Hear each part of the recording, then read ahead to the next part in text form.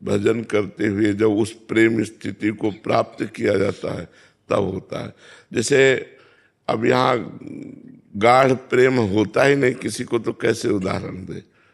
यहाँ तो गाढ़ प्रेम में अपने प्यारे को पलक झपकने का वियोग भी सहन नहीं होता।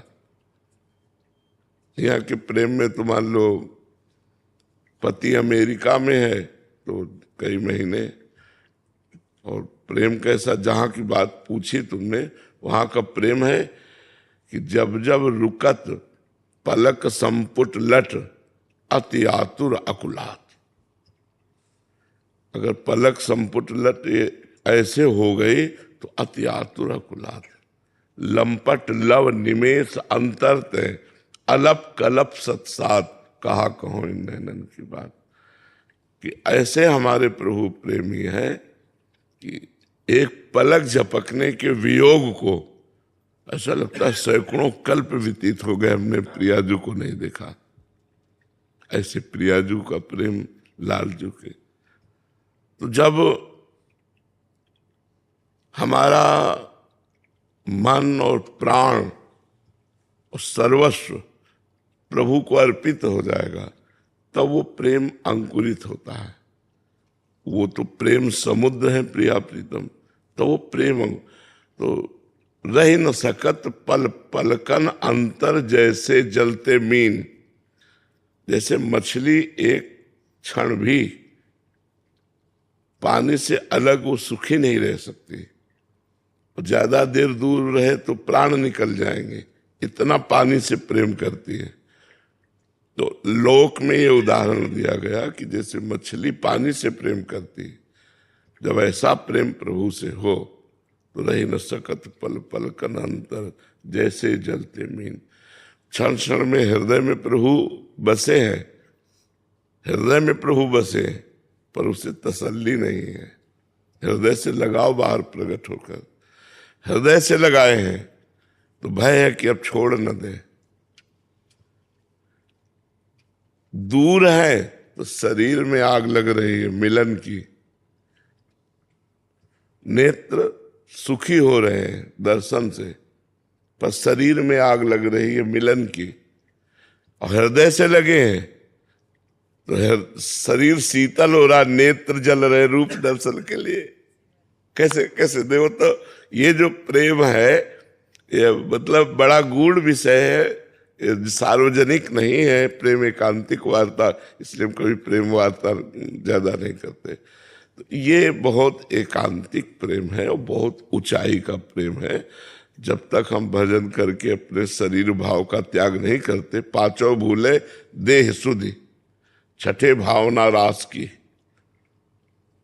तब फिर वो प्रेम रस का प्रादुर्भाव होता है। पहले रसिकाचार्यों की, प्रेमी रसिकाचार्यों की शरण हो, उनके द्वारा नाम मंत्र मिले और खूब जपा जाए, तो तब जब वो प्रेम अंकुरित हो फिर उसका परिचय मिले। अभी ऐसे ऐसे कैसे समझा जा सकता है। प्रभु आपकी शरण आया हूँ, एक बूंद इस प्रेम की मुझे भी दे दीजिए प्रभु। भगवान वो सबके शरणागत रक्षक हैं। वही आकांक्षा पांडे जी मुंबई से। राधे राधे महाराज जी। गुरुदेव, अपने ठाकुर जी का पूर्ण रूप से आश्रय कब मिलेगा? क्या दुखों के आने पर ही उनसे पूर्ण आश्रय संभव है, या नाम जप करते करते और प्रतीक्षा करने पर भी अपने ठाकुर जी पर पूर्ण आश्रय प्राप्त कर सकते हैं? सुख में वैसी पुकार होती ही नहीं है। अगर पुकार की बात कहें तो आर्त पुकार तभी होती है जब हमारा कोई नहीं होता और हमें ललक है प्रभु की प्राप्ति की। और वो इस कोटि की है कि जैसे आकाश में फल लगा हो, हम बौने हैं, फल चाहिए पर हम पा नहीं सकते, तब केवल एक रोना आता है कि मेरे में कोई साधन नहीं, कोई बल नहीं, प्रभु आपको कैसे प्राप्त करूं, और आपको प्राप्त करना चाहता हूं।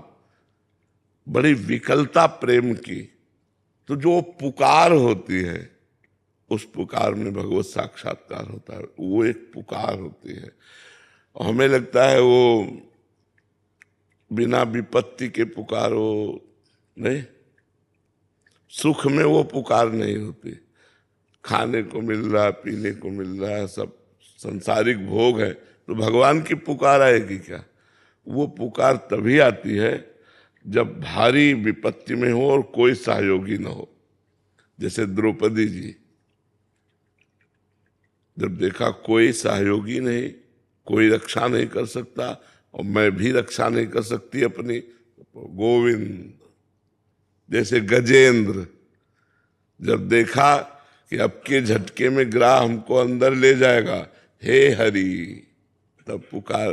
तो हमें लगता है भगवान की कृपा से प्रतिकूल परिस्थिति मिलती है और प्रतिकूल परिस्थिति में सब साथ छोड़ देते हैं, और जब सब साथ छोड़ देते हैं तब वो जो स्थिति आती है उसमें जो पुकार होती है वो भगवान के लिए आर्त पुकार होती है। या पहला तो ये, या दूसरा, हम इतना भजन करें कि हमारा शरीर से और संसार से राग खत्म हो जाए, अब प्रभु के मिलने की इतनी चाह हो जाए कि नहीं खान पान ते भावे है, नहीं कोमल वसन सुहावे है, सब विषय लगे ते खा रहा है, हरि आशिक का मग न्यारा है। वो हरि आशिक व्याकुल बना रहता है, कैसे प्रभु को प्राप्त करूं, मेरे में कोई साधना नहीं, कोई मिल जाए, कोई कृपा कर दे। हृदय हाय हाय हो रहा है, श्री कृष्ण के बिना जिया नहीं जा रहा। उस स्थिति में जो पुकार होगी वो भगवान का साक्षात्कार करा देती। जैसे गोपी जनों ने जब सब लताओं से पूछा कि मेरे प्रीतम श्री कृष्ण को देखा है क्या तुमने, भूमि से पूछा कि ये कोमल चरण चिन्ह तुम अपने हृदय में धारण किए हो, तुम्हारे अहोभाग्य हैं, क्या तुमने हमारे श्याम सुंदर को देखा? तुलसी जी से पूछ रहे हैं, हे हरि की प्रेयसी वृंदा सखी, तुमने हमारे श्याम सुंदर को देखा? हे पीपल, हे बट, हे तमाल, हे वृंदावन के पवित्र वृक्षों, क्या तुमने हमारे श्याम सुंदर को देखा? जब कोई उत्तर नहीं मिला तब इतना गाढ़ भाव आ गया कि सब श्याम सुंदर की लीला का अनुकरण करने लगी। कोई गिरिराज उठाने की लीला, कोई काली दह की लीला। जब उससे भी भगवान प्रकट नहीं हुए तो रुर्दु सुस्वरम राजन कृष्ण दर्शन लालसा, सब एकत्रित होकर उच्च स्वर से रो पड़ी, हा कृष्ण, हा कमल लोचन। तो तासा महावीर भूत चौरी, इसमय मान मुखाम्बुजा, पीताम्बर धरा सर्गी, साक्षात मनमत मनमता। उसी समय उन्हीं के बीच में भगवान प्रकट हो गए। तो हमारा अभी भजन जो है, सही पूछो तो भोगों का हो रहा है, शरीर सुख का हो रहा है, अनुकूलता का हो रहा है, मान सम्मान का हो रहा है। ये जब सब मिटिया मेट हो जाता है तब प्रेम का प्रादुर्भाव होता है। प्रेम जो है बहुत कीमती वस्तु है, मोक्ष से भी बढ़कर है। जो मोक्ष को प्राप्त हो गए वो मतलब उस रस को नहीं जान पाए। इसीलिए हरिवंश महाप्रभु कहते हैं विभेमी कैवल्यता, मुझे मोक्ष से भय लगता है। काशीपुरी में पूरी आराधना मोक्ष की है, और देखो वृंदावन का रस। हरिवंश महाप्रभु कहते अलम विषय वार्तया नरक कोटि विभत्सया वृथा श्रुत कथाश्रमो बत विभेमी कैवल्यता परेश भजनोन्मदा यदि सुखादया किम तथा परंतु मम राधिका पदर से मनोमज्जत। भाई ये भोगों की वार्ता तो बंद करो, ये करोड़ों नरकों से भी विभत्स है। तो धर्मादर्थ चतुष्टयम विजयताम किम तद्वृथा वार्तया। बोले मोक्ष मोक्ष तो मुझे भय लगता है, विभेमी कैवल्यता। निर्भय पद, मोक्ष निर्भय पद है। और हरिवंश महाप्रभु कह रहे मुझे भय लगता है, मैं मुक्त नहीं होना चाहता, मैं श्री जी की सेवा परिचर्या में रहना चाहता हूँ, विभेमी कैवल्यता। तो आप सोचो कि ये जो प्रेम रस है मोक्ष तक का त्यागी है, मोक्ष त्यागी तब प्रेम। और यहाँ तो भोगे नहीं त्याग पा रहे, तो मोक्ष त्यागी तो बहुत ही बड़ी बात है। अपने इंद्रियजन्य सुख की लालसा जब तक है तब तक भगवत प्राप्ति की लालसा नहीं हो सकती। और जब भगवत प्राप्ति की लालसा होती है तो रमा बिलास राम अनुरागी, तजत वमन जिमि जन बड़ भागी। लक्ष्मी के संपूर्ण वैभव को वमन के समान, उल्टी के समान त्याग देते हैं जिनको श्री कृष्ण से प्यार होने की अंकुरण होती वृत्ति। और ये जहां से बच्चा प्रश्न किया, सुन मान लो तन मन के बिछुरे नहीं, यहाँ तो फिर मतलब चरम सीमा का प्रेम है, स्वसुख वांछा है ही नहीं। मतलब कैसे तुम्हें बताया, वे सब गूढ़ विषय है एकांतिक। प्रिया प्रीतम झूला झूल रहे, झूलत दो नवल किशोर। प्रियाजू अपनी चितवन से झूलते झूलते लालजू के चित्त को चुरा रहे, सखियां झकोर जोर से दे रहे हैं। तो वर हिंडोर झकोरन कामिनी अधिक डरात। जब पैंग बढ़ी तो प्रियाजू को डर लगा, तो लालजू के गले से लग गए। वर हिंडोर झकोरन कामिनी अधिक डरात, पुलक पुलक प्रीतम। प्रीतम पुलकित होकर प्रीतम। अब जब गले लगी तो एक लीला और बन गई कि स्वामिनी की लट और कुंडल लालजू का ये फंस गया ऐसे कपोल से कपोल, और लालजू का कंकल और लालजू की बाला फंस गई इधर। ये सब सखियां है सुख प्रदान करने के लिए, कोई कंकन बनी हुई, कोई कुंडल बनी हुई सखियां। अब कितनी सुंदर झांकी बनी। लट लालजू के कुंडल से फंसी तो प्रियाजू ऐसे, प्रियालाल ऐसे कपोल पे कपोल, और कंकन माला से तो ये हाथ यही ऐसे अरुझ गया। अब देखो जो प्रेम की बात, अर्झी विमल माल कंकन सो कुंडल सो कछ डोर, बेपथ जुत क्यों बने विवेचित आनंद बढ़े न थोर, निरख निरख फूलत ललितादिक। प्रिया प्रीतम को एक मिल देख करके सखियों के हृदय में अपार आनंद आ रहा है। निरख निरख फूलत ललितादिक, विविमुख चंद्र चकोर, दय शीस हरिवंश प्रशंसत करी अंचल किशोर। हमारे दोनों जुगल सरकार ऐसे ही मिले रहे, ऐसे ही आनंदित रहे, ये सुख है। जहां गोपी सुख में श्री कृष्ण के स्वयं के आलिंगन की आकांक्षा है, स्वयं मेरा है ना, तब वो स्वयं आलिंगन, स्वयं अधरामृत का पान, तब वो भगवान के उस प्रेम रस का रसास्वादन करके पुलकित हो रही। लेकिन सखी प्रिया प्रीतम आलिंगित है तो ये देख करके पुलक नहीं समा रही हो, आशीर्वाद दे रहे, दय शीस हरिवंश प्रशंसत करी अंचल की छोर। तो ये प्रेम तभी प्रकट होता है, रे मन रसिकन संग बिनु रंच न उपजे प्रेम। बोले रसिक महापुरुषों के संग के बिना, कृपा के बिना ये प्रेम उपज ही नहीं सकता। कुछ भी कर लो, कुछ भी कर लो। तो जब प्रेमी जनों का ये संक्रामक रोग है, एक दूसरे से फैलता है, तो प्रेमी महापुरुषों के आंसुओं की और उनके मुख की छवि देखकर और उनकी विकलता देखकर इतना हृदय पवित्र हो जाता है कि हमको भी रोना आने लगता है। जब कोई रसिक महापुरुष प्रभु में डूबा होता है, तत्काल प्रेम जागृत करने की सामर्थ्य रसिक महापुरुषों में है। बिना महत्पाद रजोभिषेकम के ये रस आ ही नहीं सकता है। तो भजन करो और भगवान से मनाओ कि हम पर ऐसी कृपा करो, चाहे हमें दुख दो, चाहे जैसी परिस्थिति दो, आपकी हमारे अंदर विरह अग्नि जल जाए, मिलन की आकांक्षा जग जाए, तो बस जीवन सार्थक हो जाए। गगन श्रोतिया जी, राधे राधे प्रभु जी। राधे राधे महाराज जी। गुरुदेव, कैसे हम अपने जीवन में विवेक, सहनशीलता, निहंकार आदि गुणों को कैसे जागृत करें? देखो, पहली बात तो खान पान सुधारे, दूसरी बात संग सुधारे, तीसरी बात आचरण सुधारे, हमारे आचरण गलत ना हो, और डट के नाम जप करे और शास्त्रों का स्वाध्याय करे। तो इससे हमारी बुद्धि का मार्जन होता है, मल रहित बुद्धि होती है। नाम जप करने से अध्यात्म बल बढ़ता है, शास्त्रों का स्वाध्याय और सत्संग करने से बुद्धि प्रवीण होती है। वही उसी प्रवीण बुद्धि का नाम विवेक है।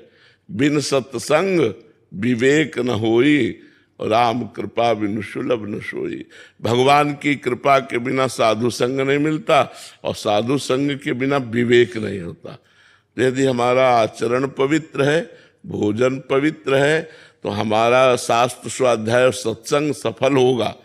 अगर हमारा आचरण पवित्र नहीं, भोजन पवित्र नहीं, तो शास्त्र स्वाध्याय और सत्संग करते हुए भी लाभ नहीं मिलेगा। अगर मटकी में छेद हो तो पानी कितना भी भरो मटकी भरेगी नहीं। तो अगर आचरण सही नहीं है, मतलब आचरण मनमानी है, भोजन मनमानी है, फिर साधना नहीं। साधना यहीं से प्रारंभ होती। हमारा भोजन सात्विक हो, हमारा संग सात्विक हो, हमारा आचरण सात्विक हो, और फिर सत्संग करे, शास्त्र स्वाध्याय करे और नाम जप करे। इससे सब जो दैवी संपदा के लक्षण है वो सब जागृत हो जाते हैं। सुमित कुमार जी गया से। राधे राधे महाराज जी। महाराज जी, कोई साधक है, प्रभु जी उसको नाम जप अच्छा लगता है, वो कभी कभी ऐसा महसूस करता है कि नाम जप करते हुए कि वो 2-4 सेकंड के लिए वो आनंद मिला, उसका वर्णन नहीं कर सकता, लेकिन वो आनंद ज्यादा देरी तक टिकता नहीं, फिर 15-20 दिन बाद फिर से आता है, बट ये निरंतर बना रहे, ऐसे साधक क्या करे? वही साधना करते रहो। जो नाम जप किया जा रहा है, जो साधन किया जा रहा है, उसी को करते रहो। जब रजोगुण तमोगुण पर विजय प्राप्त हो जाएगी तो विक्षेप खत्म हो जाएगा। अभी रजोगुण तमोगुण आता है तो कभी आनंद की यत्किंचित अनुभूति होती है, फिर वो ढक जाता है। तो रजोगुण तमोगुण जब पूर्ण रूप से नष्ट हो जाएगा, तब हृदय सत्व से भर जाएगा, तो फिर वो ज्यादा टिकने लगेगा। और अगर एक रस स्थिति रहे तो फिर वो भगवान के स्वरूप में लय हो गया है, वो भगवान में तन्मय हो गया है। जो रहे सदा ज्ञान एक रस, तो ईश्वर जी में भेद कहो कस। फिर वो जीवत तो नहीं रह जाता, वो भगवत स्वरूप हो जाता है, जो निरंतर भगवदानंद में रहता है। ये तो भगवान की बड़ी कृपा है कि यत्किंचित थोड़ा आनंद का अनुभव होने लगा। इसका मतलब पाप नष्ट हो रहे हैं, हृदय पवित्र हो रहा है। पर अभी वो प्रेम रस या वो आनंद नहीं है। छिनाई घटे छिन बढ़े सो तो प्रेम न हो। अभी ये प्रेम आनंद नहीं है। छिन में घटे छिन में बढ़े वो प्रेम नहीं होता। एक रस वर्धमान, प्रतिक्षण वर्धमान, बढ़ता रहे आनंद, वो भगवद आनंद होता है। अभी नाम जप करते रहो। अभी तो सात्विक आनंद ये है, सत्वगुण जनित आनंद है। अभी ये भगवद आनंद नहीं है। भगवद आनंद आएगा तो फिर हृदय भर जाएगा, छा जाएगा हृदय में, कभी अंतर नहीं पड़ेगा। समझ पा रहे हो?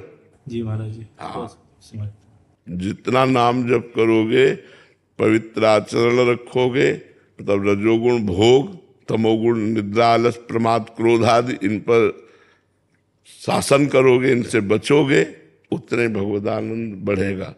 अगर इन सब बातों में कमजोर पड़ते जाओगे तो जो प्रकट होता है वो भी अंतर ध्यान हो जाएगा। क्योंकि अभी ये भगवदानंद नहीं है, अभी ये सत्वगुण जनित आनंद है। जब भगवदानंद आएगा तो फिर फर्क नहीं पड़ता किसी भी परिस्थिति में, वो अविनाशी आनंदमय होता है। जब एक बार नशा चढ़ गया फिर उतरता नहीं भगवदानंद का। तो अभी चलते रहो भगवान के मार्ग में। मुकेश शर्मा जी जयपुर से। राधे राधे महाराज जी। महाराज जी, प्रशासनिक सेवाओं में रहते हुए कई बार कार्यों में साथ के द्वेष की भावना रख लेते हैं, और उनके द्वारा परेशान करने पर बदले की भावना रखनी चाहिए या माफ करके आगे बढ़ जाना चाहिए? वैसे चाहिए कि द्वेष करने वाले से भी हम द्वेष ना करें। जो हमारा शास्त्रीय सिद्धांत है आनंद होने के लिए, क्योंकि अगर द्वेष वाले से हम द्वेष करेंगे तो उसका बिगड़े न बिगड़े हमारा बिगड़ता है, हृदय जलता है ना, उसको देखते ही हृदय जलता है और क्रोध आने लगता है, कि जिससे हमारा द्वेष भाव दृढ़ हो जाता है, तो फिर हमारे अंदर बहुत गलत बात आती है। तो हमारी वृत्ति जब दूसरे को दुख देने की बात सोचेगी तो पहले हम दुखी हो जाएंगे, वो दुख हो उसको कि ना हो, ये सोच ही हमको दुखी कर देगी। तो हमें चाहिए जहां तक हो सके अपने से ईर्ष्या या द्वेष करने वाले पर प्रेम का ही व्यवहार करना चाहिए, हमको द्वेष नहीं करना। द्वेष अगर मिटाना है तो प्रेम करना होगा। अगर द्वेष सी से द्वेष किए तो संसारिक पुरुष होकर जलोगे और कर्म बिगड़ेंगे। और अगर सत्संगी हो, साधु संग करो, अध्यात्मवान बनो, तो अध्यात्म कहता है जो तुमसे द्वेष करे उससे तुम द्वेष ना करो, प्रेम व्यवहार करो। तो यदि हम जो हमसे नहीं बोलता है उसको भी हम मन से प्रणाम करें और हम द्वेष ना रखें तो हमारा हृदय शीतल रहेगा, और वो जो करेगा तो उसको भोगना होगा। हमको बचना चाहिए। अध्यात्म कहता है द्वेष करने वालों से प्रेम का व्यवहार करे, द्वेष ना करे, उससे बहुत शांति रहेगी, आपका हृदय प्रसन्न रहेगा। और हृदय प्रसन्न रहेगा तो सब ठीक रहेगा। और हृदय जलेगा तो एकांत में भी जलेगा, वो है नहीं, लेकिन उसके विषय में सोचकर आपको जलन होगी कि नहीं होगी। तो इसलिए बचो इस वो हमारा बुरा चाहिए। हाँ, तो हमारे को उसका कानूनी जवाब देना चाहिए। वो हमारा बुरा चाहे अगर, तो हमें कानूनी जवाब देना चाहिए उसका। जब बुरा करने पर उतारू हो जाए तो फिर अपनी सुरक्षा व्यवस्था, कानूनी कार्रवाई करनी चाहिए, जरूर करनी चाहिए, फिर जरूर करनी चाहिए। यदि हमको लग रहा है कि अब हमारे शरीर पर अहित कर सकता है ये, तो फिर कानूनी कार्रवाई करनी चाहिए, कर लेनी चाहिए, ये करना चाहिए। इस पे नहीं, मतलब अगर हम जहां तक, हमने पहले कहा, जहां तक हम बच सकते हैं, मतलब आप हमसे द्वेष करते हैं, हमारी निंदा करते हैं, हमारी बुराई करते हैं, हमारा अपमान करते हैं, हम सह लेंगे।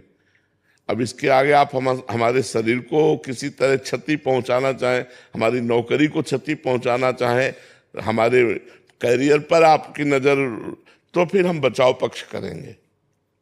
तो जो कानूनी कार्रवाई है वो बचाव पक्ष है, अपना बचाव पक्ष है, उस पर करना। मान लो जैसे कोई हमें मार रहा है तो हम ऐसे थोड़ी खड़े रहेंगे, हम बचाव पक्ष में। तो ये व्यवहार हम एक सीमा तक की बात कहते हैं, सीमा उल्लंघन हो गया तो फिर, अब जैसे आप हमारी निंदा कर लो, सुन लेंगे, लेकिन हमारे गुरु की निंदा करने लगो, भगवान की निंदा करने लगो, तो अभी आपका हम विरोध कर लेंगे, हम सहेंगे थोड़ी।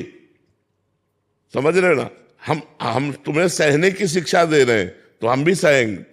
हमारी निंदा करो, हम सह लेंगे, लेकिन हमारे गुरु की निंदा, हमारे इष्ट की निंदा, हमारे धर्म की निंदा, हमारे राष्ट्र की निंदा, तो हम चढ़ बैठेंगे अभी तुम्हारी जबान पे कि आप हमारे धर्म और इष्ट की, राष्ट्र की निंदा करते हो, हम तुम्हें कैसे।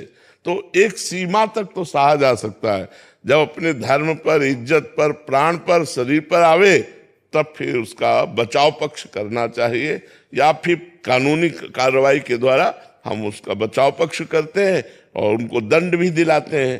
तो ये प्रहार पक्ष हुआ, दोनों पक्षों को देख लेना चाहिए।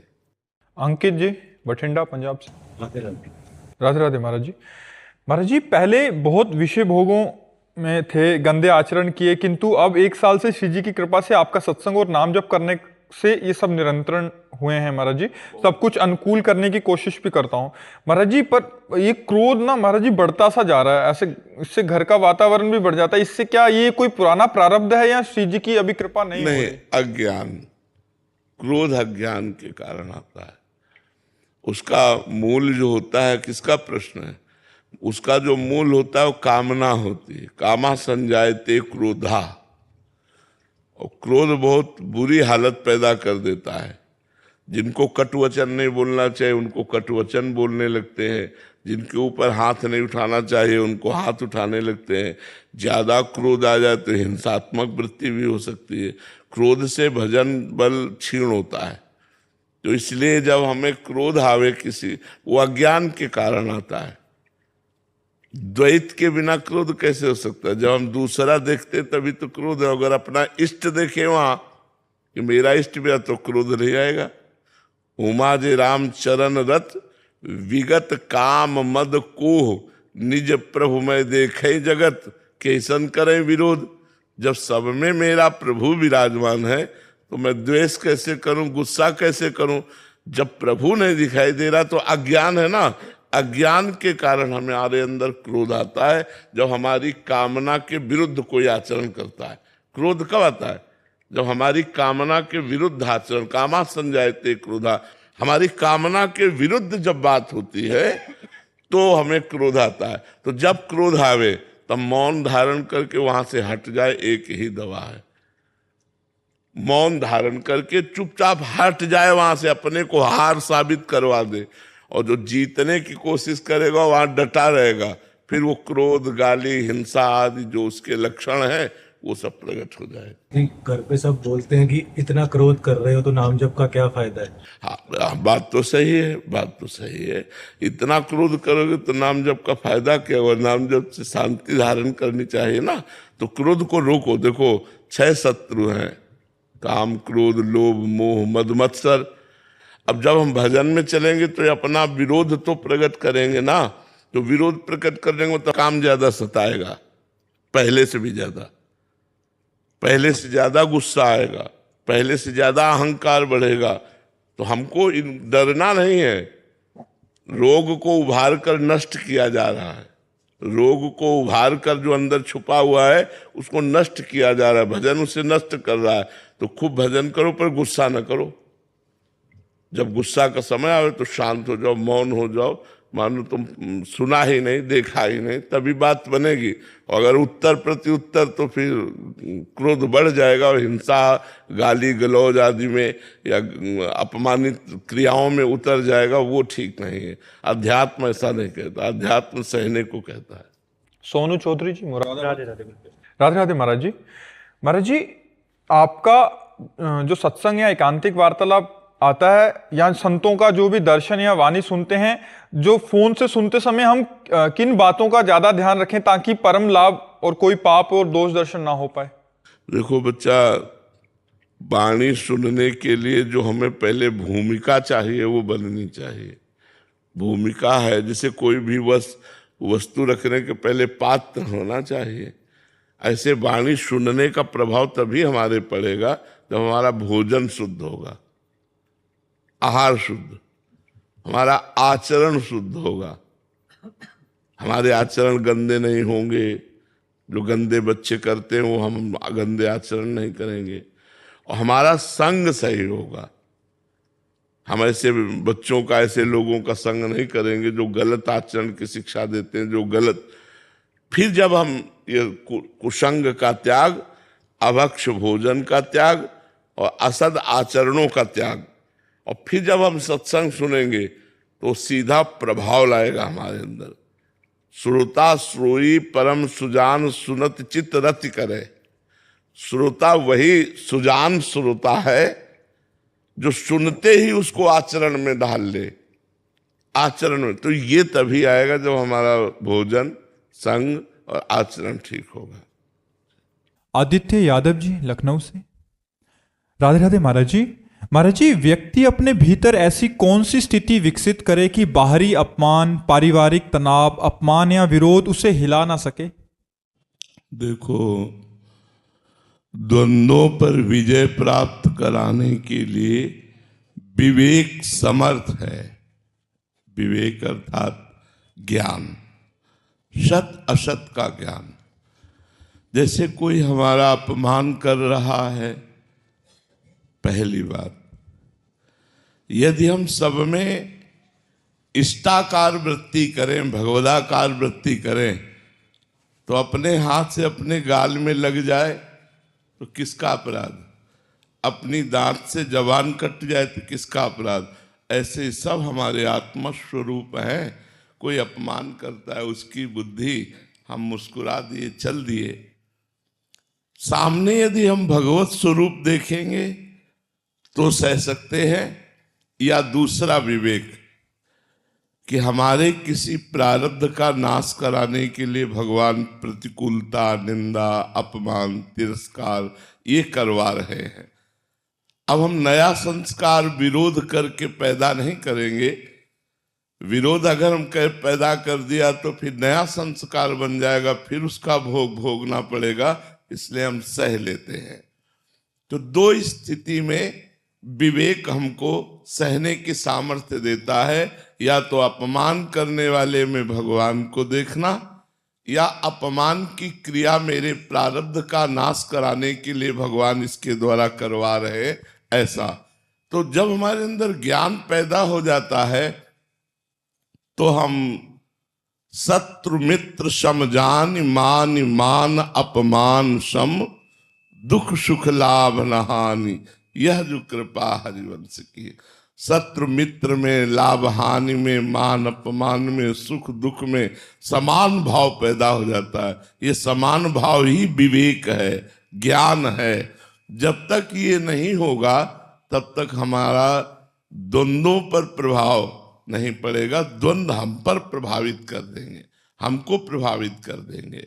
तो हम चाहिए कि नाम जप करें, सत्संग सुने, गंदे आहार का त्याग करें, गंदे आचरणों का त्याग करें, तो हमारे अंदर ज्ञान प्रकट हो। और ज्ञान में क्षमता है कि हम मान अपमान को, दुख सुख को, लाभ हानि को सह सकते हैं। अन्यथा अज्ञान में तो जहां लाभ हुआ वहां हर्ष होता है, और जहां हानि हुई वहां शोक होती है। जो स्तुति करे उससे राग होता है, जो निंदा करे उससे द्वेष होता है। तो यही राग द्वेष हर्ष शोक सुख दुख, इन्हीं द्वंद्वों में अज्ञानी फंसा रहता है। अगर कोई मुक्त होता है तो अध्यात्मवान ही है, जो इन द्वंद्वों से पराजित नहीं होता। उसे कहते हैं द्वंद्वातीत, द्वंद्वों से अतीत, वो विवेकवान ज्ञानी। तो जब तक हमारे आचरण शुद्ध नहीं होंगे, हमारा भोजन शुद्ध नहीं होगा, हमारा संग ठीक नहीं होगा, तब तक हम अध्यात्मवान नहीं बन सकते। और बिना अध्यात्मवान बने ये क्षमता नहीं है कि हम अपमान को, तिरस्कार को, निंदा को सह जाएं। नहीं सह, हृदय में आग पैदा होगी और जितना हम में बल है हम उसका प्रयोग करके विरोध शुरू कर देंगे। बस वो विरोध नया संस्कार बन गया, उसका भोग भोगो। तो इसलिए ज्ञानी पुरुष ही इस बात को सह सकता है। आप समझ रहे हैं? धर्मेंद्र पांडे जी बिहार से। राधे राधे महाराज जी, आपके चरणों में कोटि कोटि प्रणाम। महाराज जी, मानव कल्याण में अध्यात्म का योगदान कैसे और कितना है? पूरा। बिना अध्यात्म के कल्याण हो ही नहीं सकता, और बिना संतों के अध्यात्म मिलता नहीं है। क्योंकि शास्त्रों में जो अध्यात्म लिखा हुआ है उसी अध्यात्म का अनुभव किए हुए यदि संत महात्मा का संग हो जाए तो देवर्षि नारद जी कहते मात संगस्तु दुर्लभो अगम्यो अमोघस्य। यदि संत महापुरुष का संग मिल जाए एक तो दुर्लभ बात है, अगर मिल गया तो निर्वाह करना कठिन, अगर निर्वाह कर ले गए तो अमोघस्य, निश्चित कल्याण हो जाएगा, निश्चित परम लाभ प्राप्त हो जाएगा। तो परम लाभ के लिए, भगवदानंद के लिए, मोक्ष के लिए, प्रेम के लिए अध्यात्म ज्ञान अत्यंत अनिवार्य है। और अध्यात्म ज्ञान बिना संतों के संग के प्राप्त नहीं होता है। तो भगवान की कृपा से सत्संग हो और खूब अच्छे आचरणों का पालन करते हुए नाम जप करें तो अध्यात्म प्रकाशित हो जाएगा। और उसी से मोक्ष भी होता है, उसी से भगवत प्रेम भी होता है, उसी से कल्याण होता है। जो चाहे हो सकता है। अध्यात्म एक विशिष्ट पावर है। आप समझ पा रहे हो? शिवकांत जी प्रयागराज से। राधे राधे महाराज जी, आपके चरणों में कोटि कोटि प्रणाम। गुरुजी, राधा रानी कैसे रीझती हैं? उनका प्रिय बनने के लिए क्या करना पड़ेगा? कबीरा हंसना दूर कर रोने से कर प्रीति, बिन रोए किन पाइया प्रेम प्यारा मीत। अपने प्यारे को प्राप्त करने के लिए एक ही उपाय है कि हमें रोना आ जाए, तड़पन आ जाए, हमारे अंदर व्याकुलता पैदा हो जाए। जैसे भूख का व्याकुल पुरुष केवल अन्न चाहता है, भोजन चाहता है, जैसे कई दिनों का प्यासा केवल पानी चाहता है, ऐसे हमारे हृदय में आग लग जाए भजन के प्रभाव से कि अब भगवान के बिना जिया नहीं जा रहा, भगवान के बिना रहा नहीं जा रहा। रही न सकत पल पलकन अंतर, जैसे जलते मीन, जैसे पानी से मछली को अलग करो तड़प कर प्राण त्याग दे, ऐसी व्याकुलता प्रभु के लिए प्रकट हो। सोई हमारे सब लाभ प्राप्त हो गए, सब जीवन धन्य हो गया, सब मंगल हो गया। जब तक हमारे अंदर भगवान का विरह नहीं आता तब तक ये भोग प्रिय लगते हैं, संसार प्रिय लगता है।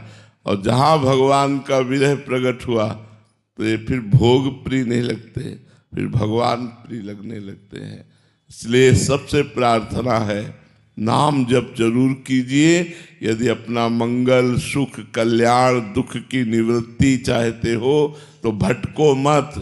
किसी के जंतुर बांधने से तुम्हारे दुख निवृत्त होने वाले नहीं, तुम्हारे द्वारा किया हुआ सत्कर्म तुम्हें सुख प्रदान करेगा। तुम नाम जप करो। नाम जप में न पैसा लगता है, न किसी ज्ञान की आवश्यकता है, न श्रद्धा भाव की आवश्यकता है। भाव कुभाव अनख आलसहु, नाम जपत मंगल दिशि दसहु। क्या प्रश्न था इनका? हाँ, श्री जी को रिझाने के लिए क्या करें? और हाँ, वही आग पैदा करो हृदय में कि जिया न जाए हमें। रोते रोते हमारा हृदय आर्त भाव में पुकार पड़े, विरह प्राप्त हो श्री जी के लिए, तभी हमारे जीवन की सार्थकता है। श्री जी को रिझा पाने में हम तभी समर्थ होंगे जब हम रसिकों का संग करें, रसिक वाणियों का स्वाध्याय करें, हमारे अंदर भाव आ जाए, प्रियाजू के लिए विकलता आ जाए, तो इससे श्री जी रिझ जाती। प्रेम से ही रिझती है श्री जी। और श्री जी की प्राप्ति के लिए एक ही उपाय करना है, प्रभु से प्रार्थना करो कि मुझे रसिकों का संग मिले। रे मन रसिकन संग बिन रंचन उपजय प्रेम। कोई और साधन कितना भी कर ले, यदि रसिक महापुरुषों का संग न मिले तो हृदय में प्रेम प्रकट नहीं हो सकता। प्रेम रसिक महापुरुषों की कृपा से प्रकट होता है। जो भगवत प्रेमी महात्मा जन है वो कृपा करें, उनके सत्संग से, उनके दर्शन से हमारे हृदय में भगवत प्रेम प्रकट हो सकता है। और प्रेम प्रकट हो गया तो श्री जी रीझ गए। श्री जी प्रेम से रीझती है, कुछ खवाने पियाने या सोना चांदी या अमुक इत्र आदि किसी वस्तु से नहीं, वो प्रेम से रीझ। भावोत्सवेन भजताम रस काम धेनुम तम राधिका चरण रेणु महम स्मरामि। भावोत्सवेन, भाव ही प्रेम है। जहाँ भाव में भर करके हम श्री जी का नाम जप करते हैं, भाव में भरकर श्री जी को भोग लगाते हैं, भाव में भरकर श्री जी की सेवा करते हैं, उसी से श्री जी रीझ जाते हैं। स्माइल शर्मा जी, राधे राधे महाराज जी। महाराज जी, मुझे ऐसा लगता है कि मैं सब तरह से, सब प्रकार से हार चुका हूँ। सब प्रकार के अवगुण मेरे में हैं। मैं कुछ भी कर लूँ इस माया को रोक नहीं पाऊंगा। मेरे में किसी भी प्रकार का बल नहीं। जैसी आपकी बात है वैसी सबकी बात है। माया के प्रवाह को कोई रोक नहीं पाता। अगर रोक पाता है तो जिसकी माया है वही रोक पाता है। माया किसकी है? भगवान की है। भगवान को मायापति कहा गया। तो हम क्या करें? भगवान का सहारा लें, भगवान का भरोसा करें और नाम जब शुरू करें। और गंदे आचरणों को तो त्याग करना ही चाहिए और उसके लिए उत्साह बनाना चाहिए, कसम खानी चाहिए, दृढ़ता पूर्वक नियम लेना चाहिए कि हमारे खान पान में शास्त्र विरुद्ध खान पान ना हो और भगवान का भरोसा दृढ़ हो, भगवान का नाम जप हो, तो माया दूर भाग जाएगी। ऐसे कोई समर्थ नहीं माया से पार होने में। बारी मथे घृत होए बरु सिकता ते बरु तेल, बिनु हरि भजन न भवतरीय या सिद्धांत पेल। भव माने यही माया, इससे पार होने का अटल सिद्धांत है। भजन करो, नाम जप करो। चाहे पानी मथने से घी निकल आवे, बालू पेरने से तेल निकल आवे, मतलब असंभव भी संभव हो जाए, लेकिन बिना भगवान का भजन किए कोई इस माया से पार नहीं जा सकता। तो भजन करो बच्चा, एक काउंटर ले लो और उसमें राधा नाम जपो। 10,000 20,000 ऐसे रोज बढ़ाओ नाम, फिर देखो तुम्हारे अंदर ही उत्साह आ जाएगा कि तुम जीत जाओगे, तुम माया को जीत जाओगे। माया को नाम जिताएगा, भगवान जिताएंगे। हम में सामर्थ्य नहीं है, हम सब ऐसे ही हैं।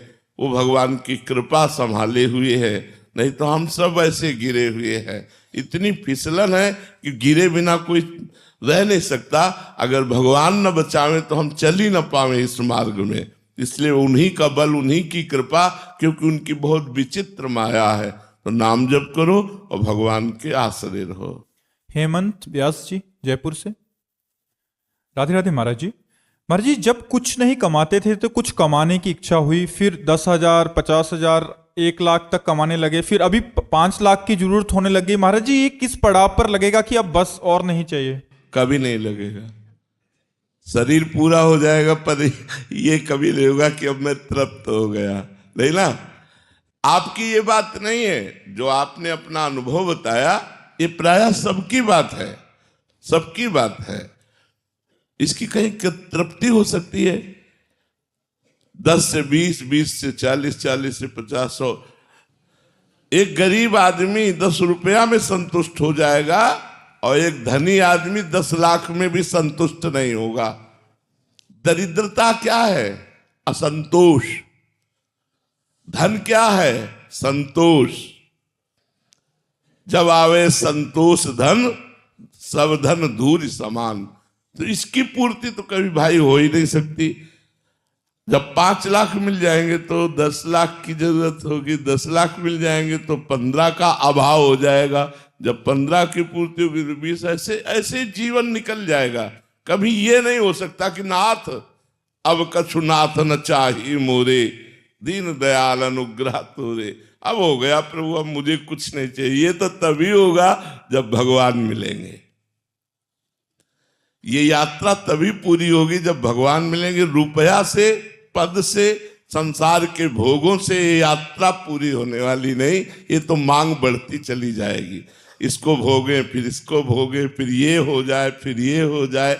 इसलिए संतोष धारण करे और नाम जप करते हुए भगवान की प्राप्ति की इच्छा करे कि भगवान मिल। ये भगवान की माया है सब। जब इतनी मनोहर माया है तो इस माया को बनाने वाला मायापति कितना मनोहर होगा। और जब मायापति मिल गया तो माया तो मिल ही गई, क्योंकि भगवान की ही तो माया है। इसीलिए भगवान का आश्रय लो, तभी ये इच्छाओं का चक्र रुकेगा, नहीं तो ये फांसता रहता है जीव को। ये आस की फांसी है, ये इच्छा ऐसी फांसी है जिससे मुक्त ही नहीं हो पा रहे। मांग पे मांग, मांग पे मांग इसकी होती रहती। ये भोग, ये भोग, उसको वो दे दो, फिर उसके बाद फिर वो तैयार। कभी शांत ही नहीं होती, ये कभी तृप्त ही नहीं होती। तृष्णा डाइन की तरह हमारे पीछे लगी हुई है। तो हमको इससे निपटने के लिए भगवान का आश्रय, भगवान का नाम जप, वही हमको इससे दूर कर सकता है। दूसरी की कोई सामर्थ्य नहीं। ये इच्छाएं बढ़ती ही चली जाएंगी। कनिष्का पाल जी मेरठ से। राधे राधे महाराज जी। महाराज जी, जीवन में उन्नति के लिए क्या सर्वोच्चम उपाय है? नाम जप। विश्वास कीजिए हमारी बात पर, ऐसा मत मानिए कि हमारे उत्तर में नाम जप कहते हैं। क्योंकि जैसे हम किसी पर भी विजय प्राप्त करना चाहते हैं तो हमारी बाजुओं में दम होना चाहिए, बल होना चाहिए।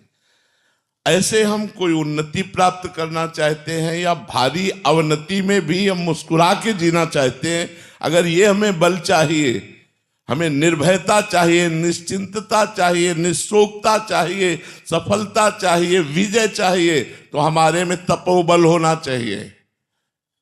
अगर तपस्या का बल नहीं, भजन का बल नहीं, तो बातों से पूर्ण होने वाला नहीं। बिना अध्यात्म बल के कोई सफलता प्राप्त नहीं कर लेता। अगर सांसारिक उन्नति भी चाहिए तो भजन करना पड़ेगा, तपस्या करना पड़ेगा। अगर राक्षसों ने भी आतंक मचाया तो तपोबल से, पहले तपस्या की, वरदान मांगा, फिर आतंक मचा दिया। हमें जो भी कुछ करना है वो भजन बल से होगा, दूसरा कोई बल है नहीं। और जो भजन करने लगे हैं वो अनुभव करेंगे कि उनके लौकिक और पारलौकिक दोनों काम बन जाएंगे। और भजन न करोगे तो जीवन व्यर्थ चला जाएगा। हमारी बात मान लो, आज आप पुण्य बल से किसी पद पर पहुंच भी गए तो ना पद रहेगा ना तुम रहोगे। कितने दिन इस मृत्यु लोक में रहोगे भाई? ऐसे जब अपने को सोचते हैं कि अब 56 वर्ष के हो गए तो ऐसा लगता है यार कल हम घर से निकले थे, बाबा जी बने थे, आज 56 वर्ष के हो गए। ऐसे निकल गए 56 वर्ष निकल गए। अब 56 मिनट है कि नहीं भरोसा नहीं। ऐसे मृत्यु लोक में यदि हम भगवान का नाम नहीं जप पाए तो हमारा जीवन बिल्कुल व्यर्थ चला जाएगा। और देखो, भगवत प्राप्ति ना चाहो तो इतना तो चाहते हो कि मेरा हृदय शांत रहे, खुश रहे। इतना तो सब कोई चाहता है कि मैं सुखी हो जाऊं, मैं खुश रहूं, मैं प्रसन्न रहूं। तो ये भगवान के नाम में सामर्थ्य है जो हर परिस्थिति में तुम्हें खुशी रखेगा, प्रसन्न रखेगा। और ऐसा न समझो कि केवल ये आध्यात्मिक वस्तु ही देता है। नाम जब करोगे, लौकिक वस्तु चाहोगे तो लौकिक वस्तु भी प्राप्त हो जाएगी। अन मांगे आगे आवे गोज्यो, पल लागे पल को। कुछ मांगा नहीं जाता, यहां सब अपने आप भगवान की व्यवस्था हो रही। लोक और परलोक दोनों जगह अगर सुखी रहना चाहते हो तो आचरणों को संभालो और नाम जप करो। पाप आचरण मत करो, शराब मत पियो, मांस मत खाओ, व्यभिचार मत करो, हिंसा मत करो और नाम जप करो। देखो आपका जीवन उन्नतिशील होता है कि नहीं। अंदर से और बाहर से दोनों जगह उन्नति होगी। अंदर अध्यात्म की उन्नति और बाहर लौकिक उन्नति। तो हमें लगता है हर उन्नति के लिए जो हमें पावर चाहिए, हर सफलता के लिए जो हमें बल चाहिए, वो नाम से प्राप्त होगा। नाम जप करते हुए आप महाबली हो सकते हैं। नाम में बड़ी सामर्थ्य। महाराज जी, जीवन की उन्नति है क्या? वास्तविकता इसका अर्थ क्या है? वैसे लौकिक उन्नति कोई जीवन की उन्नति नहीं है। आप पूर्व पुण्य बल से किसी पद पर पहुंच गए हैं और आपका भजन नहीं हो रहा इस समय, आप तीर्थ याटन नहीं करते हैं, आप पुण्य कर्म नहीं करते हैं, आप धर्म का पालन नहीं करते हैं, आप भगवान का आश्रय लेकर भजन नहीं करते हैं, तो जीवन व्यर्थ है। उसे हम उन्नति नहीं मानते। मरोगे तो न तुम्हारा पद जाएगा, न बैंक बैलेंस जाएगा, न व्यवहार जाएगा, तुम्हारा किया हुआ कर्म तुम्हारे साथ जाएगा। जब ये सब टिकाऊ नहीं तो इसे उन्नति नहीं मानते। उन्नति मानते अध्यात्म उन्नति। हम दोषों पर विजय प्राप्त कर लिए, हम निरंतर भगवान का भजन कर रहे हैं, हम जन समाज की सेवा कर रहे हैं, सबको भगवत स्वरूप समझ रहे हैं, ये उन्नति है, ये टिकाऊ उन्नति है। 100 नाम जप कर लिया, अगर शरीर छूट गया तो 99 नहीं 100 से ही शुरू होगा तुम्हारा नाम जप। नाम जप कभी नष्ट होने वाला नहीं। और यह 100 करोड़ जमा कर लो, मरोगे और जब नए जन्म में जाओगे तो एक कोई नहीं मिलेंगे। ये 100 करोड़ गए तुम्हारे पूरी जिंदगी की कमाई के। तो यार असली कमाई कमा लो, भगवान का नाम। नाम बल से सब ठीक हो जाएगा। महाराज जी, नाम जब पुण्य में आता है क्या? इसको आप मान लो। ऐसा अगर मानते हो कि हमारे बड़े पुण्य हैं, भगवान का नाम ले रहे, तो कोई परेशानी की बात थोड़ी है। देखो, पुण्यात्मा माने हुआ होता पवित्र हृदय वाला। बिना पवित्र हृदय हुए न नाम का स्वाद मिलेगा, न धाम का न मिलेगा, न रूप का न लीला का। तो हृदय पवित्र भी नाम ही करता है। इसलिए पहले पहले नाम में स्वाद नहीं आता, पर नाम जप करो। हमारी प्रार्थना मान लो, नाम जप करो, तुम्हारा मंगल हो जाएगा, इस लोक में भी और परलोक में भी। आलोक गौड़ जी, गुरुग्राम से। राधे राधे महाराज जी। महाराज जी, मैं अपनी मृत्यु को सुनिश्चित करना चाहता हूं, जैसे कि अंतिम समय में ब्रज में होना, सामने बिहारी जी की छवि, मुख में भगवत नाम, उनका चिंतन, मेरे आसपास कोई भी मेरा परिवार वाला मित्र ना हो। ये मंगलमय स्थिति महाराज जी कैसे आएगी? ये चाहत हर पवित्र हृदय की होती है, जो आपकी चाहत है, पर ये अपने बस की भाई नहीं है, ये भगवान की कृपा की है। भगवान कृपा करें तो मरते समय हमारी भगवत स्मृति हो, भगवत रूप का दर्शन हो और भगवान में ही पूरी तन्मयता करके प्राण निकले। ये तो कृपा से हो सकता है, इसमें कोई साधन पक्ष काम नहीं कर सकता, इसमें कृपा काम करती। भगवान की कृपा हो जाए तो ऐसा हो सकता है। अपना बल इसमें कुछ काम नहीं करता, केवल कृपा बल। अंतिम समय भगवत स्मृति रहना, भगवत रूप का भावना करना और सबसे निर्मम होकर प्राण त्यागना, ये तो मोक्ष का स्वरूप है, ये तो भगवत प्राप्ति का स्वरूप है। इससे बढ़कर और क्या है? अंतिम में ये स्थिति हो तो बाजी मार ले गया, लेकिन ये भगवान की कृपा से संभव है। कृपा शब्द के सिवा दूसरा शब्द नहीं है कि इसमें कोई साधन पक्ष काम करे। जन्म जन्म मुनि जतन कराही, जन्म जन्मांतर लगे रहते, लेकिन अंतिम समय भगवान का स्मरण, भगवान का रूप माधुरी, ये आज आना ये बड़े सौभाग्य का विषय है। सौभाग्य यही कि भगवान की कृपा, कृपा के सिवा दूसरा कोई शब्द इसमें नहीं। डॉक्टर विजय किशोर चक्रवर्ती जी। राधे राधे महाराज जी। महाराज जी, शिक्षा को भारतीय संस्कृति में यज्ञ के समान माना गया है, पर आज वो लेन देन बनती जा रही है। कृपया महाराज जी मार्गदर्शन करें कि शिक्षक अपने भीतर त्याग, तप और सेवा भाव को कैसे पुनर्जीवित करे। फिर हम उत्तर देंगे। भगवान के नाम में इतनी सामर्थ्य है कि वो तपस्या का तप है, वो ज्ञान का ज्ञान है, वो परोपकार का सबसे बड़ा परोपकार है। नाम जापक सातरति सातरति सा लोकांतारयति। नाम जप में जो प्रवीणता जागृत होती है वो बुद्धिमताम वरिष्ठम, जैसे हनुमान जी के लिए आया है, जैसे हनुमान जी के लिए आया ज्ञान इनाम अग्रगण्यम। तो क्या हर समय सिया राम सिया राम सिया राम। मान लो आप अवतार पक्ष में मत देखिए, उनके साधन पक्ष को देखिए, तो हर समय भगवान के चरण कर कमल में लिए और सिया राम उनके हृदय में चलता रहता। सुमिरि पवन सुत पावन नामू और अपने बस करी राखे रामू। यदि आज हमारे समाज में ये बहुत बड़ा दोष उत्पन्न हो रहा है कि हम सब स्वार्थी होते जा रहे हैं, इतने स्वार्थी, इतने कर्कश हृदय के होते जा रहे हैं कि एक आदमी एक्सीडेंट हुआ पड़ा है, हम कार का शीशा करके उसका वीडियो बना सकते हैं, लेकिन उसको कार में रखकर अस्पताल ले जाने में हमारी भावना, ये जो स्वार्थ बुद्धि है ये कैसे नष्ट हो। अगर शिक्षा भी है वो केवल अर्थ के लिए है? नहीं, शिक्षा केवल अर्थ के लिए नहीं है, जीवन को पवित्र आचरणों से भर देने के लिए शिक्षा है। आज की जो आधुनिक शिक्षा है, व्यसन बढ़ रहा है, व्यभिचार बढ़ रहा है, उद्दंडता बढ़ रही है।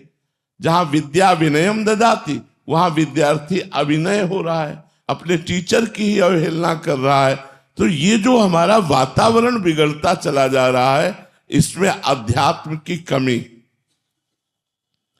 आज कोई शास्त्रों का स्वाध्याय नहीं करना चाहता कि शास्त्रों में क्या लिखा हुआ है। अच्छा, वो नहीं समझ में आता, जो शास्त्रवेत्ता संत जन हैं वो उपदेश कर रहे हैं, उसको ध्यान से सुनो तो आपके अंदर भावना पवित्र जागृत हो। तो हम ये सबसे प्रार्थना करते हैं, सब ज्ञानों का ज्ञान, सब तपों का तप, सब व्रतों का व्रत, सब तीर्थों का तीर्थ नाम है। नाम तीर्थी कुर्वन्ति तीर्थानि, इसलिए नाम जप करो। वो शिक्षक बड़ा महान शिक्षक बन जाएगा जो भगवान का नाम जप करता है, उसके अंदर सुंदर विवेक जागृत हो जाएगा। वो विद्यार्थी महान विद्यार्थी बन जाएगा जो भगवान का नाम जप करेगा। विश्वास कर लो, नाम जप में परम मंगल, परम कृपा छुपी हुई है। नाम जप के प्रभाव से एक अज्ञानी परम ज्ञानी होकर प्रवक्ता बन सकता है, नाम जप के प्रभाव से भगवान को अधीन कर सकता है। तो और कौन सी बात रह गई। कहाँ कोई कितना भी नीच हो, अगर वो नाम का आश्रय ले ले तो क्या कहना है। अहोबत स्वपचतो गरीयान यज्ञे वर्तते नाम तुभ्यम। वो स्वपच चांडाल भी सर्वश्रेष्ठ और जगत पूजनीय हो जाता है जिसकी जिह्वा में भगवान का नाम विराजमान हो। इसलिए हम सबसे प्रार्थना करते हैं, राधा राधा राधा। एक काउंटर ले लो, 10,000 नाम, 20,000 नाम, 30,000 नाम, ऐसे संख्या में नाम कमाओ और फिर देखो आपका हृदय शांत होता है कि नहीं, आप खुश होते हो कि नहीं, आपके अंदर पॉजिटिव विचारों की बाढ़ आ जाएगी, आप आनंद से झूम पड़ोगे। नाम जप करके, बिना नाम के कोई उपाय नहीं है, कलिकाल में कोई उपाय नहीं, नाम जप। अमनदीप हिसार से। राधा राधे महाराज जी। महाराज जी, मैंने सत्संग वक्ताओं से ज्ञान मार्ग, योग मार्ग व आत्मबोध के बारे में सुना महाराज जी, और अध्ययन करने का प्रयास भी किया, परंतु अच्छे मार्गदर्शन के अभाववश मन चित्त व्यर्थ का चिंतन बहुत करता है महाराज जी, मन बहुत अशांत रहता है। ऐसे में महाराज जी नाम जब मन को हम नाम जप में लगाएंगे, ध्यान दीजिए, तो अव्यर्थ कालत्वम, हमारा समय व्यर्थ नहीं जाएगा। और जो ओवर थिंकिंग है, जो बहुत सोच है, अन्य विचार है, सोचों की बाढ़ आ रही, वो क्यों आ रही? क्योंकि खाली मन है। यदि हम मन को नाम में लगाएंगे तो जो व्यर्थ का विचार है वो नाम रोक देगा, जो व्यर्थ की गंदगी की तरफ ले जाने वाली प्रवृत्तियां हैं वो रोक देगा। देखो, ये अध्यात्म है। जैसे बाजार में पूछ रहे हैं सोने का कंगन कितने का है, ये हार कितने को, लेना कुछ नहीं। ऐसे हमने सुन लिया अष्टांग योग, सांख्य योग, भक्ति योग, लेकिन चलना कहीं नहीं, चलना कहीं नहीं। तो सुनने मात्र से केवल अष्टांग योग थोड़ी आ जाएगा, सुनने मात्र से केवल सांख्य योग थोड़ी आ जाएगा, हमको आचरण में उतारना पड़ेगा। तो पहला आचरण है भगवत स्मृति, हमारी निरंतर बनी रहे, हमें वही कर्म करना है, वही बातचीत करनी है। अगर हमारे द्वारा भगवत चिंतन नहीं होता है तो व्यर्थ चिंतन को कोई रोक नहीं सकता। कर ले उपाय, कोई उपाय करके देख ले, व्यर्थ चिंतन को, निगेटिव चिंतन को, जो हमें आज डिप्रेशन में ले जा रहा है, अगर रोक सकता है तो नाम रोक सकता है। आप राधा राधा जप के देखो, अगर आपके टेबलेट न छूटने लगे डिप्रेशन की तो बताना। आप राधा राधा जप करो, अगर आपकी मानसिकता में आनंद ना आए तो बताना। चाहे जितना कष्ट में हो, लेकिन तुम्हें एक आनंद बना रहेगा। बाहरी परिस्थिति प्रतिकूल है, लेकिन एक आप आनंद में बने रहेंगे। बहुत बड़ी सामर्थ्य नाम में है, इसलिए हर प्रश्न का उत्तर नाम है। आप नाम जप करो और फिर देखो कैसा आनंद आता है, कैसे बाधाएं नष्ट होती है, कैसे हमारे अंदर पॉजिटिव विचार आते हैं, कैसे हमारे परम कल्याण के लिए दैवी संपदा हमारे हृदय में प्रकाशित हो जाती है। हम नाम जप नहीं करेंगे, केवल योग सुनेंगे, तो योग सुनने मात्र से हमारा कल्याण थोड़ी होगा। हलवा की पूरी प्रक्रिया हमने जान ली, कभी बना के खाया नहीं तो फायदा क्या हुआ? अरे कम से कम एक बार बना के पा तो ले, प्रक्रिया जान गए। तो अष्टांग योग की प्रक्रिया, सांख्य योग की प्रक्रिया, भक्ति योग की प्रक्रिया हमने सुना, सीखा, प्रवचन किया, लेकिन कभी किया नहीं, तो फायदा क्या हुआ सुनने से, प्रवचन करने से? तभी हमें लाभ मिलेगा जब हम उसे आचरण में उतारें, उसे जीवन में उतारें। महाराज जी, आज सुन के अच्छा लग रहा है और शुरू भी करते हैं, काउंटर भी 3-4 खरीद के लेके जाते हैं, बट महाराज जी 4-5 दिन बाद फिर से डाउन डाउन डाउन, फिर 10 दिन में माया का प्रभाव तो एकदम। वो फिर मोबाइल निकालो और यही प्रवचन सुनो। मोबाइल जब आपकी बैटरी डिस्चार्ज होने लगे तो मोबाइल निकालो, प्रवचन सुनो, फिर चार्ज हो जाओगे। देख लेना, आप करके देख लो। जब आप डिस्चार्ज हो रहे हो सोई आप वही प्रसंग लगाओ, प्रसंग छांट के रख लो, नाम के, मन के, काम के, अलग अलग जब जहां बोले गए तो बस जैसे वो धनुष बाण रखा जाता है शत्रु को मारने के लिए, ऐसे प्रवचन रख लो। जब आपका मन चंचल हो, संसार में जाने लगे, भोगों में जाने लगे, तो नाम की महिमा और भोगों की निस्सारता जब आप सत्संग से सुनोगे, फिर मन में उत्साह आएगा और फिर आप भगवान की तरफ चल पड़ोगे। इसीलिए बिना सत्संग के कोई परमार्थ की यात्रा नहीं कर सकता है। परमार्थ का प्रारंभ और परमार्थ का मध्य और परमार्थ की पूर्णता सत्संग से ही होती, केवल साधु संग से ही होती है। जय जय श्री राधा लाल की। जहाँ भी दास रहता है वाणी से ही संतुष्टि मिलती है। जब मन उथल पुथल होता है तो थोड़ा वाणी जैसे ही लगाते हैं तुरंत शांति लगती है। आप संतों के द्वारा ही दी हुई जो वाणी है वही है, संतों की जूठन है। जो सुना, जो शास्त्रों में पढ़ा, जो हृदय में भगवान प्रेरणा करते हैं वही बोलते, तो वो भगवत वाणी हुई। क्योंकि संतों की वाणी और भगवान शास्त्र है, तो भगवान स्वरूप ही है, शब्द ब्रह्म है। और संतों की वाणी तो कहना ही क्या है, तो उनकी बात सुनकर, शास्त्रों से पढ़कर और जो हृदय में आता है उसे मिलाकर जब बोला जाता है ना, तो भगवान की ऐसी वाणी होती है कि उसे सुनते ही हृदय में जो हमारे उथल पुथल हो तो ठीक हो जाता है। तो संत वाणी भगवत वाणी का सार है। जैसे गीता जी ऐसे पढ़ो तो कम समझ में आएगी, पर किसी संत के मुख से सुनो तो विशेष समझ में आएगी। तो वो जो सार है संतों की वाणी, बस सुन करके उस पर चल दे, सोई बात बन जाए। श्रोता सोई परम सुजान, सुनत चित्त रति करे। सुनते ही उस बात को अपने चित्त पे उतार ले, तो फिर जो बड़ी बड़ी साधनाओं से लाभ नहीं मिलता, वो सत्संग से लाभ मिल जाता है। क्योंकि सत्संग की समानता कोई करने वाला नहीं है। तात स्वर्ग अपवर्ग सुख, धरी तुला एक अंग, तूल न ताहि सकल मिली, जो सुख लव सत्संग। एक लव मात्र के सत्संग में, क्योंकि जो 10-50 वर्ष साधना करने पर बात अनुभव में आई, वो संत जन 1 मिनट में दे देते हैं। पर श्रोता सोई परम सुजान, परम सुजान श्रोता कोई उस बात को अपने हृदय में धारण कर लिया तो मंगल हो जाता है जी। महाराज जी, आप सब IAS अधिकारी हैं, आपका ऐसा कहना था कि अभी हम शुरुआत कर रहे हैं सेवाओं की। महाराज जी, आगे और क्या चीज़ों का ध्यान रखें ताकि भारत सरकार की अच्छे से सेवा कर सकें? हम तो प्राय 2 बातें ही निकाल पाए हैं जो अपने धर्म से गिरा देती हैं, प्रलोभन या भय।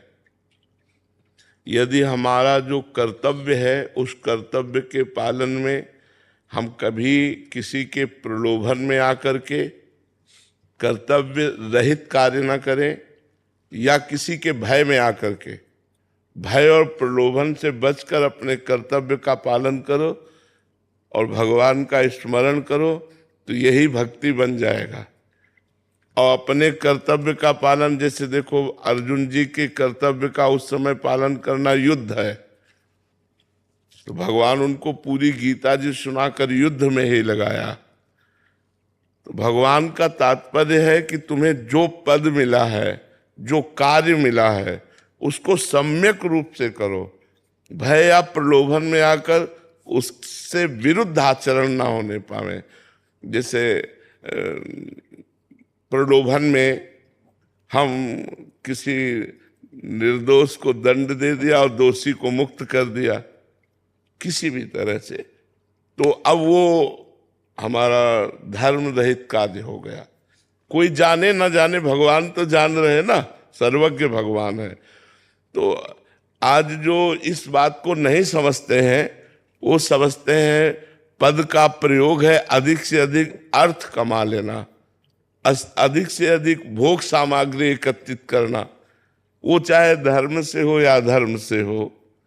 तो ऐसी बुद्धि अगर न रखी जाए और धर्म में चलने पर हमें नमक रोटी ही मिले, हम साधारण वेशभूषा में ही रहें, लेकिन हम धर्म से हैं तो अपने राष्ट्र की सेवा कर रहे हैं, हम अपने भगवान की सेवा कर रहे हैं, क्योंकि भगवान की पूरी सृष्टि है, और नाम जप कर रहे हैं तो हमारी सदा उन्नति ही होगी। हम तो यही प्रार्थना करेंगे आप सबसे कि जो भी कर्म करते हो उसमें पापाचरण ना होने पावे, और वो कर्म कृष्णार्पणम मस्तु करो, और बीच बीच में राधा राधा जपते रहो। फिर जीवन का जो लाभ है वो असली लाभ है भगवान का भजन, भगवान का नाम और सत्कर्म। अगर सत्कर्म हो रहे, भगवान का भजन हो रहा, तो हमारा मनुष्य जीवन जो दुर्लभ मिला था वो सार्थक हो गया। और अगर सत्कर्म ना हो और भजन ना हो तो पशु और हम में अंतर क्या रह गया? वो भी खाते पीते लड़का बच्चा पैदा करते, पशु भी सोते जागते हैं। तो निद्रा, भय, आहार और मैथुन, ये तो पूरी सृष्टि में है। मूल्यवान मनुष्य जीवन का जो सार्थक स्वरूप है वो यही कि हमसे पाप आचरण ना हो, सत्कर्म हो और भगवान का सुमिरन हो। ये जो स्वप्न में जीवन हम जी रहे हैं और जो आगे प्रत्यक्ष जीवन जिए, उसमें क्या महत्व है? बहुत बड़ा अंतर है। जैसे सो रहे हो आप और स्वप्न में आप राजा बन गए, तो जगने के बाद आप क्या रहेंगे? राजा तो नहीं रहेंगे ना। तो ऐसे ही जैसे यहाँ आप अरबपति बन गए, अरबपति बन गए, लेकिन शरीर छूटेगा तो आपके पास चौवन्नी जाएगी क्या?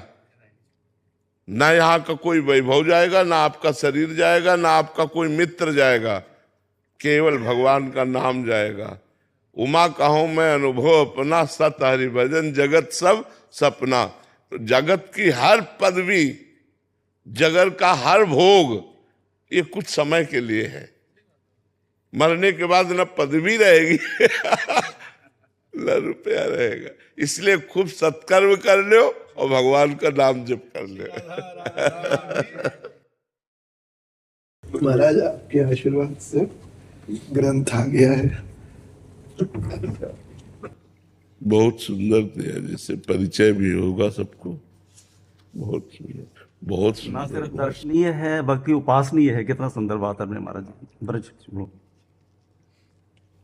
सब संत महान को ब्रज का पूरा, ये बहुत बढ़िया बात है। महाराज जी ये ब्रज सेवा के ऊपर है पुस्तक, तो ब्रज का तो बड़ा महत्व है। आपसे ही सुना है जी। भगवान श्री कृष्ण का साक्षात विग्रह ही है जी। हम इतनी बात कहते हैं कि कोई भी बिना ब्रजरज और बिना ब्रजवासी और लता पता, ये तीन बातें, ब्रजरज का सेवन किए बिना और ब्रजवासियों को खुशी किए बिना, ब्रजवासियों को राजी किए बिना, ब्रजवासियों के टूक के बिना और वृंदावन की लताओं के बिना हमारे प्रिया प्रीतम का प्रेम रस नहीं प्राप्त कर सकता। जो ब्रजरज का सेवन करेगा, ब्रजवासियों की जूठन खाएगा, ब्रजवासियों का सम्मान करेगा और ब्रज लताओं की रक्षा करेगा, उस पर हमारे प्रिया प्रीतम की कृपा होगी। और ये संपूर्ण ब्रज 84 कोष साक्षात ब्रह्म रूप है, श्री कृष्णमय है। जैसे बाहरी लोग यहाँ आते हैं और दोना चाट खाई ऐसे मार्गों में फेंक देते हैं, अपवित्रता करते हैं, ये ना करें तो इस देश में, ब्रज देश में, ब्रज क्षेत्र में केवल घूमने से पाप नष्ट हो जाएंगे, क्योंकि संपूर्ण 84 कोष भूमि श्री कृष्णमय है। यहाँ ब्रज में आकर के जैसे लोग अन्यत्र शहरों में जाकर के होटलों आदि में अपने सांसारिक कर्म करते हैं, यहाँ नहीं करना चाहिए। ये प्रेम भूमि है प्रिया प्रीतम की, रास भूमि है प्रिया प्रीतम की, वृंदावन या ब्रज पूरी क्रीड़ा भूमि है। यहाँ पापाचरण नहीं करना चाहिए, यहाँ आकर के पवित्र आचरण करना चाहिए। अगर ब्रज का एक कुत्ता भी प्रसन्न हो गया तो श्री कृष्ण को रिझाने में समर्थ हो सकते हो, क्योंकि यहाँ के पशु पक्षियों की वंदना आचार्य ने की। फिर ब्रजवासियों की तो बात जाने दो। हे राधाया रतिग्रह सुखा, हे मृगा, हे खगा, भूयो भूया प्रणत भी हम प्रार्थये ओनुकंपाम।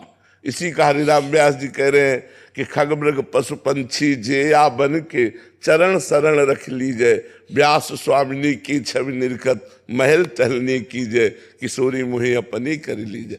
तो ये ब्रजरज और ब्रजवासी जन और ब्रजलता का सबको सम्मान करना चाहिए। यदि आप जगह खरीदते हैं और उस जगह में कोई लता है तो उसको रहने दीजिए। लता कटवा करके महल बना करके आप भजन करके प्रिया प्रीतम को नहीं रिझा सकते, क्योंकि प्रिया प्रीतम जितना लताओं से प्रेम करते हैं उतना महलों से प्रेम नहीं करते। लता भवन सुख शीतल छाहा, श्री हरिवंश रहते नित्य जहाँ।